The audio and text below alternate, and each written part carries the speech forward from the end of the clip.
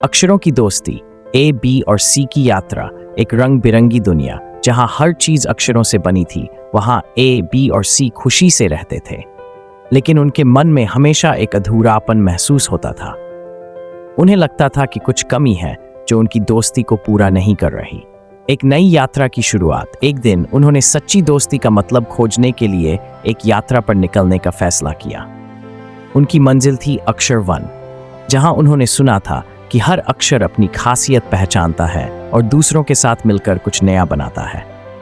ए था साहसी और निडर, लेकिन कभी कभी जरूरत से ज्यादा जिद्दी हो जाता था। बी था रचनात्मक और अनोखी सोच वाला, जो हमेशा कुछ अलग करने की कोशिश करता।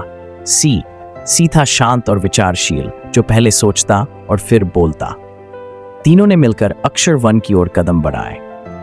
तुकांत नदी की परीक्षा। जैसे ही वे यात्रा पर बढ़े, उन्हें एक नदी मिली जिसका पानी गानों और कविताओं की तरह बहता था। इसे पार करने का केवल एक ही तरीका था, एक सही तुक मिलाना। ए ने हिम्मत दिखाई, लेकिन उसे तुकमंदी नहीं आती थी। बी ने अपनी रचनात्मक सोच से कुछ शब्द जोड़ने चाहे, लेकिन वो गड़बड़ हो गए। तब सी ने शांति से सोचा और कहा, सूरज चमके, धरती दमके, पानी झलके, नाव चलके। जैसे ही शब्द पूरे हुए, नदी ने उन्हें रास्ता दे दिया और वे आगे बढ़ गए। शब्दों की भूल भुलैया।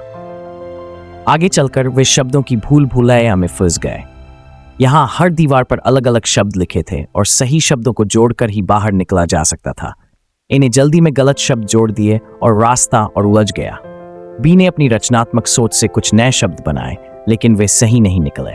तपसी ने ध्यान से पढ़ा और कहा, दोस्ती, सहयोग, शक्ति। जैसे ही उन्होंने ये शब्द कहा, रास्ता खुल गया। दोस्ती की असली परीक्षा। अब वे मंजिल के करीब थे, लेकिन अचानक एक भयंकर तूफान आ गया।